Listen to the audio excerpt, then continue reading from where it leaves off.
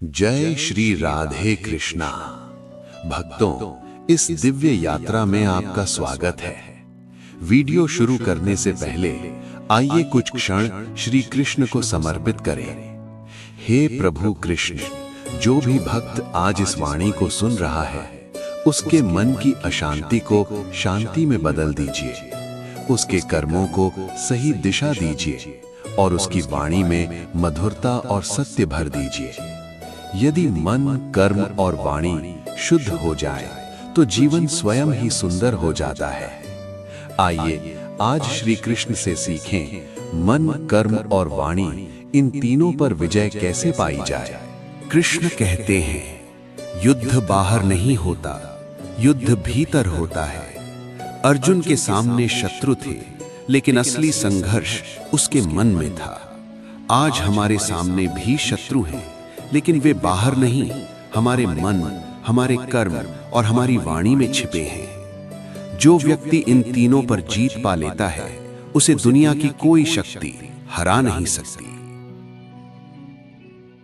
कृष्ण कहते हैं, मन ही मनुष्य का मित्र भी है और शत्रु भी।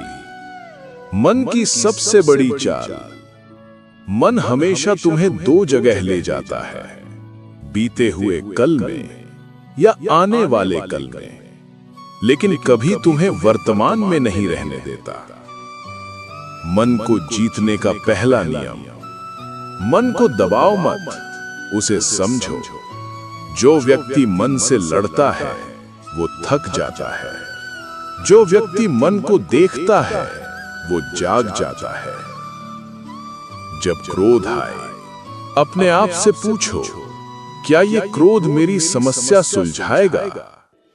जब भय आए, अपने आप से पूछो, क्या ये डर वास्तविक है या कल्पना? कृष्ण की युक्ति, मन को शांत करने के लिए उसे काम दो, व्यर्थ सोचने का नहीं, सार्थक सोचने का। जो मन ईश्वर के स्मरण में लग जाता है, वो धीरे धीरे शांत हो जाता है। कृष्ण का सबसे प्रसिद्ध उपदेश, कर्म करो, फल की चिंता मत करो। लेकिन इसका सही अर्थ बहुत कम लोग समझते हैं। कर्म की सबसे बड़ी गलती, हम कर्म नहीं करते, हम अपेक्षा करते हैं, और अपेक्षा दुख को जन्म देती है। सही कर्म क्या है? सही कर्म वो नहीं जिसका परिणाम हमेशा अच्छा हो, बल्कि सही कर्म वो है जिसका उद्देश्य कभी गलत ना हो। यदि तुम सही नीयत से कर्म कर रहे हो तो परिणाम की जिम्मेदारी कृष्ण की है। कर्म को शुद्ध करने का उपाय, हर कार्य से पहले मन में कहो, हे कृष्ण, ये कर्म मैं आपको समर्पित करता हूं। जो कर्म समर्पण से किया जाता है वो कभी बोझ नहीं बनता। कृष्ण कहते हैं, वाणी वही कहो जो सत्य हो, मधुर हो और आवश्यक हो। वाणी क्यों बिगड़ती है? क्योंकि हम बोलने से पहले सोचते नहीं। क्रोध में बोला गया शब्द तीर की तरह होता है, वापस नहीं आता।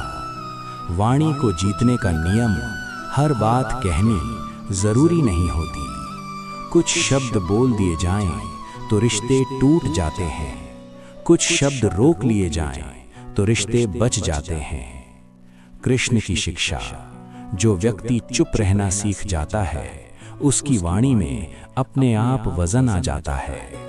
कम बोलो, लेकिन जब बोलो तो ऐसा बोलो कि सामने वाला सोचने पर मजबूर हो जाए। जब मन शांत, कर्म शुद्ध और वाणी संयमित हो जाती है तो जीवन में अलग सी स्थिरता आ जाती है।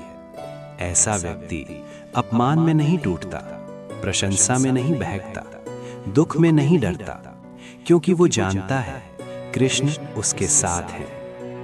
श्री कृष्ण कहते हैं, जो मन को जीत ले उसे युद्ध लड़ने की आवश्यकता नहीं पड़ती। जो कर्म को शुद्ध कर ले उसे पछतावे का डर नहीं रहता, और जो वाणी को साध ले वो बिना बोले भी सुना जाता है।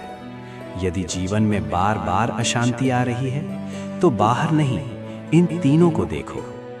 भक्तों, अगर सच में आप श्री कृष्ण को मानते हैं तो इस वीडियो को अपने 3 सबसे प्रिय लोगों तक जरूर पहुंचाइए।